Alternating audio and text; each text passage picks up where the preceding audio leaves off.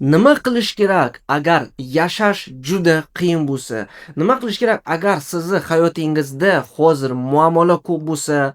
Moliyaviy muammolami, oilaviymi, psixologikmi? Qanday qilib oyoqqa turish mumkin? Men tushunaman sizni. Men o'zim ko'p holatga tushgan, o'zim ko'p shunday deyish mumkin yiqilgan, lekin harakat qilgan baribir ham oxiriga kelib yana oyoqqa turish. Ushbu videoda men aytib beraman, agar sizda hozir hayotingizda qiyinchilik bo'lsa, nima qilish kerak, qanday oyoqqa turish kerak, qanday oldinga yurish va o'zingizga kelish mumkin. Assalomu alaykum aziz do'stlar. Mening ismim Azam Azizov. Men ushbu ikkita kitobning muallifi. Videoni opisiyaniyasida xohlasangiz keyin to'liqroq bilishingiz mumkin ushbu kitoblar haqida. Bu kanalda biz moliya, pul, muvaffaqiyatlik haqida gaplashamiz. Shu uchun agar sizga ushbu mavzular qiziq bo'lsa va siz hozir og'ir holatda bo'lsangiz va shu og'ir holatda chiqmoqchi bo'lsangiz, ushbu kanalga obuna bo'ling, chunki motivatsiya berayotgan videolar menda doimo chiqib turadi. Birinchi qadam nimadan siz boshlashingiz kerak oyoqqa turish uchun, muammolarni hal qilish uchun siz qabul qilishingiz kerak birinchidan. Siz o'zingizga aytishingiz kerakki, ha, men bilaman menda muammo bor. Men qarshi emas, chunki ba'zi odamlar aytadiki, menda muammolar yo'q, menda hammasi yaxshi, menda hammasi zo'r deb yuradi, o'zini aldaydi, nafaqat boshqalarni, o'zini aldaydiki. Yo'q aziz do'stlar, siz buni qabul qilishingiz kerak. Ha, menda muammo bor. Ha, menga hozir qiyin. Ha, men hozir oyoqqa turmoqchi, menda bo'lmayapti deb birinchidan siz qabul qiling shu narsani. Chunki avval mana shundan boshlasangiz, keyin o'sha boshqa qadamlarni qilsangiz bo'ladi. Agar siz o'zingiz uchun priznavatsiya qilmasangiz va qabul qilmasangiz, qolgan qadamlar o'sha juda qiyin bo'ladi. Misol uchun, psixologiya sohada shunaqa so'z bor, rus tilida признание проблемы это уже половина решения. Bu deganiki, siz agar o'zingiz uchun aytsangiz, ha, men bilaman menda muammo borligi, bu o'sha 50% muammoni hal qilish. Ikkinchi qadam, dalshi nima qilish kerak? Bu o'zingizni battar minusga kirgizmang. Qanday qilib ba'zi odamlar o'zini battar qiladiki? Kimdir alkogol ichadi, kimdir ko'p ovqat yeyishni boshlaydi, kimdir mutlaqo to'liq ijtimoiy tarmoqlarga kirib ketadi. Har xil mana reelslarni ko'rib, yana nimadirlarni qilib, kimdir seriallarga kallasi bilan kirib ketadi, kimdir qimor o'yinlarga kirib ketadi. O'ylaydiki, men shunday qilib dam olaman, men shunday qilib sal o'zimga kelaman, yoki shunday qilib men hozir muammoda sal qutulaman deb. Yo'q aziz do'stlar, bu narsalar ko'plar o'ylaydiki, menga kamgina bo'lsa ham yordam beradi, yoki kamgina bo'lsa ham men o'zimga kelishimga yordam beradi. Yo'q. Bu narsalar aziz do'stlar yana ham battar minusga kirgizadi. Yana ham keyin chiqish qiyinroq bo'ladi. Shu uchun agar siz haqiqat xohlasangiz, rivojlanishga, haqiqat xohlasangiz, oldinga yurishga va muammolarni hal qilishga, bu narsalarni umuman ishlatmang. Bu narsalar masalaga garanti 100% beraman, 1 gram ham sizga yordam bermaydi. 1 gram ham sizni muammolaringizni hal qilishga yoki psixologik даже dam olishga yordam bermaydi. Siz o'ylashingiz mumkinki, что men haqiqat sal o'zimga kelaman deb. Yo'q, siz vaqtincha 1 soatga o'zingizga kelishingiz mumkin. Lekin keyin yana ham battar minusga kirasiz. Uchinchi qadam, uchinchi nuqta, bu o'zingizni xarajatlaringizni va daromadlaringizni hisob-kitob qiling. Ayniqsa agar sizda moliyaviy problema bo'lsa, muammo bo'lsa, asli moliya bo'yicha agar moliyaviy sizda qanaqadir muammo bo'lsa, shu narsa boshqa sohalaringizga ham ta'sir qiladi. Agar moliyaviy muammo bo'lsa, bu oilangiz bo'yicha ham muammo qilish mumkin, sog'ligingiz bo'yicha, chunki pul bo'lmasa sog'likka dorilar olishga yoki o'zingizni qaratishingizga kam bo'lishi mumkin, yoki xullas moliyani siz joyiga qo'yishingiz kerak. Shu uchun xarajat va daromadingizni hisob-kitob qiling. Ko'ring, qayerga pul noto'g'ri ketyapti, lishni ketyapti, qayerga naborot yaxshi. Men sizlar uchun bepul ilova tayyorladim. Bu odamlar Androiddan ham, iPhone'dan ham bemalol ishlatishi mumkin. Uznetix Moliya degan ilova. Videoni opisaniyasida mana shu ilovani linkini, havolasini qoldirdim. Bemalol bepul ishlatishingiz mumkin bo'ladi. Yana nima qilish kerakki, bu siz o'zingizga maqsad qo'yishingiz kerak. Chunki sizga motivatsiya beradigan maqsad o'zingizga qo'ysangiz, sizda energiyangiz paydo bo'ladi, sizda kuchingiz paydo bo'ladi. Shunaqa so'z bor, svet в конце тоннеля. Tunnelni oxirida qanaqadir yorug' narsa bo'lish kerak. Qaqadir borish kerak. Siz ko'rsangiz o'zingizning maqsadingizni, sizda harakatingiz ham ko'proq bo'ladi. Yoki masalan mana aytaylikki lotka, kорабль masalan. Agar kорабльda kartasi bo'lmasa, agar kompasi bo'lmasa, qayerga borish kerakligini, shu lotka o'zi doimo aqqa-baqqa qilib yuraveradi. Maqsad bo'lish kerak. Orzu bo'lish kerak. Aynan motivatsiya beradigan. Siz qanaqadir muammo bo'lsa, qiyinchilik bo'lsa, siz aytasiz, "Men mana shu maqsadni deb, mana shu orzuni deb harakat qilaman. Men shu maqsad, orzularni deb qiyinchilikda o'taman.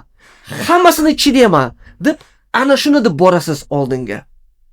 Keyin ovqatlanish va sportni va o'zingizning sog'ligingizni joyiga qo'yishingiz kerak. Qanday qilib? Agar odam hozir qiyinchilik holatda bo'lsa, unda depressiya bo'lishi mumkin, xavotir bo'lishi mumkin, stress bo'lishi mumkin. Mana shu paytda sizga aynan sizni salomatligingizga, sizni organizmingizga qo'llab-quvvatlash kerak.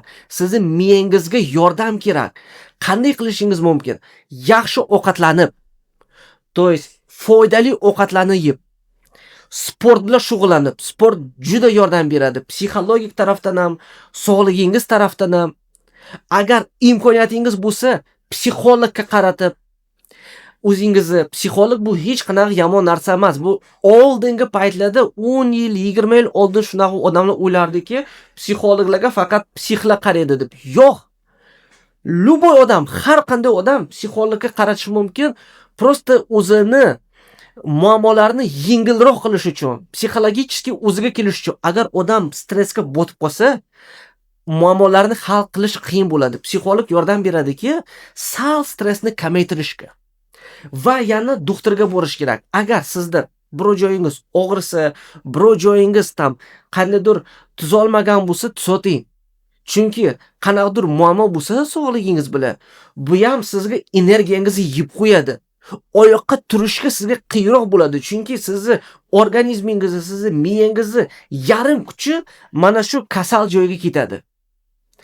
Yana nima qilish kerak oyoqqa turish uchun, oldinga ketish uchun va muammolarni hal qilish uchun? Aziz do'stlar, bu o'zingizni atrof muhitingizni o'zgartirish. Agar atrofingizda qanaqadir aytaylikki sizni pastga uradigan odamlar bo'lsa, yoki atrofingizda sizni battar nastroyeniyangizni o'ldirayotgan odamlar bo'lsa, shu odamlar bilan siz oldinga yura olmaysiz. Shu odamlar bilan rivojlanishingiz juda qiyin bo'ladi. Shunaqa odamlar bilan yoki gaplashishni yo'q qiling, suhbatlashishni yo'q qiling, yoki shunaqa holat bo'lishi mumkin, shunaqa odamlar qanaqadir sizni oilangizdagi odamlar bo'lishi mumkin. Yo'q qila olmaysiz. To aqallam kamaytiring. Va nabarot, sizga motivatsiya beradigan, sizga energiya beradigan, sizga ishonadigan odamlar bilan ko'proq gaplashing. Shunaqa odamlar bilan ko'proq vaqt o'tkazing. Chunki shunaqa odamlar bilan gaplashib, sizning miyangiz ham o'sha boshqacha qaraydi. Hayotga ham, muammolarga ham. Ko'pincha odamlar bunaqa narsalarga ishonmaydi-da. Lekin agar siz psixologiyani chuqurroq o'rgansangiz, o'qisangiz bilasizki, bu narsalar juda muhim. Atrof muhit juda muhim va kerakli narsa. Oxirgisi men aytib beradigan narsam bu, siz qanaqadir sohada zo'r rivojlanishingiz kerak. Masalan, sizda hozir qanaqadir ish bor, agar bu ish sizga yoqmasa, bu ham sizga ta'sir qiladi. Siz yoqmaydigan ishda ishlasangiz, bu sizni depressiyaga olib keladi, stressga olib keladi. Bu joyda siz ishlaydigan pulingiz sizga juda qiyin bo'ladi. Shunaqa holatlar bo'ladiki, ba'zi odamlar ishlab, lekin ular aytadiki, "Men sezmayman ishlashimni, chunki menga ishlash yoqadi. Men kayf qilaman" deydi ishlab. Agar siz o'zingizni ishingizda kayf qilsangiz, bu juda muhim, juda zo'r narsa. Bu sizga motivatsiya beradi, kuch beradi, nastroyengizni ko'paytiradi va muammolar hal qilishga ham sizga yordam beradi. Yoki shunaqa holat bo'lishi mumkin, siz ishlaydigan joyda oylik kam yoki siz ishlaydigan joyda qanaqadir kelajak yo'q. Bilasizki, что bu joyda qanaqadir o'sish kamdir. Bu ham menimcha yaxshi emas. Siz yoki qayerdadir ishlaysiz, lekin sizda bitta daromadingiz xolos. Bitta daromadga bog'lanib qolish bu risk. Odam kasal bo'lib qoladimi, ishda bo'shatishadimi, krizis bo'ladimi, nimadir o'zgaradimi, qonunlar o'zgaradimi, bitta joyga bog'lanib qolish bu risk. Shu uchun ikkita joyda aqalam pul keladigan joy bo'lish kerak. Nima qilishingiz mumkin siz? Siz agar ishingiz yoqmasa yoki daromadingiz kam bo'lsa, hozirdan sekin-sekin siz o'zingiz uchun nimadir yangi narsani o'rganishingiz mumkin. Yangi kasbni o'rganishingiz mumkin. Men aytganim yo'q, ishingizni tashlang, boshqa joyga o'ting deb. Yo'q, o'zingizni ishingizda ishlayvering. Prosta bo'sh vaqtda sekin-sekin yangi sohani o'rganishni boshlang. Sizga qiziqarliroq sohani, kelajagi ko'proq sohani, daromadi ko'proq sohani yoki agar sizga даже siz o'zingizni ishingiz yoqsa ham, ikkinchi sohani o'rganib, qaytadur qo'shimcha daromad qilishingiz mumkin.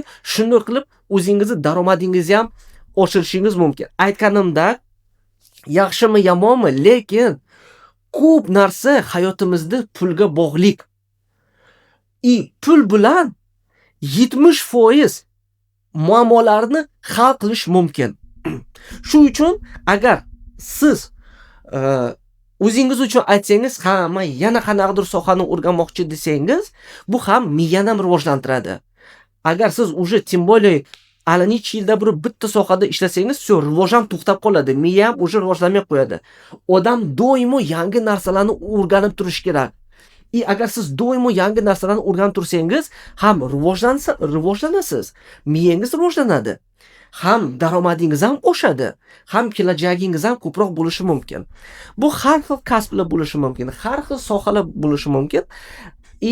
Mana shu bittasi bu investitsiya. Men o'zim ham shu investitsiya bilan shug'ullanaman. Bu hozir O'zbekistonda va O'rta Osiyoda juda tez rivojlanadigan narsa. Aytaylikki, AQShda, Rossiyada bu уже rivojlangan narsa. Qozog'istonda ham уже в принципе rivojlangan narsa. Misol uchun agar O'zbekistonni aytsak, bu endi rivojlanyapti.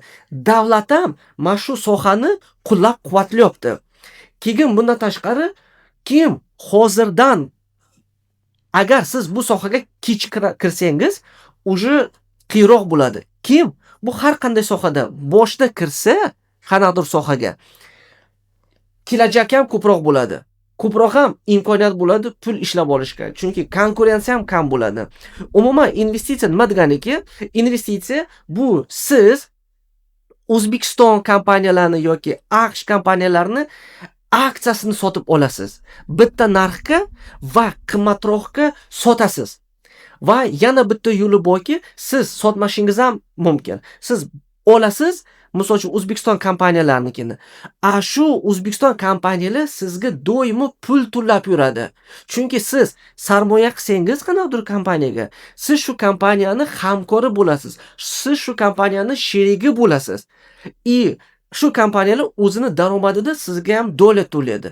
Bu narsa uchun ko'p pul kerak emas. Minimal summadan ham даже pulsiz ham boshlash mumkin o'rganish uchun.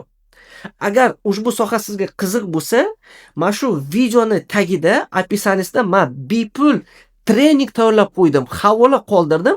Ana shu havolada o'tib, mana shu mani bepul 1,5-2 soatlik treningimni ko'rishingiz mumkin va hozir sizni ekraningizda ham yana bitta video bor. Shuni ham ko'rishingiz mumkin. Bepul dars investitsiya haqida.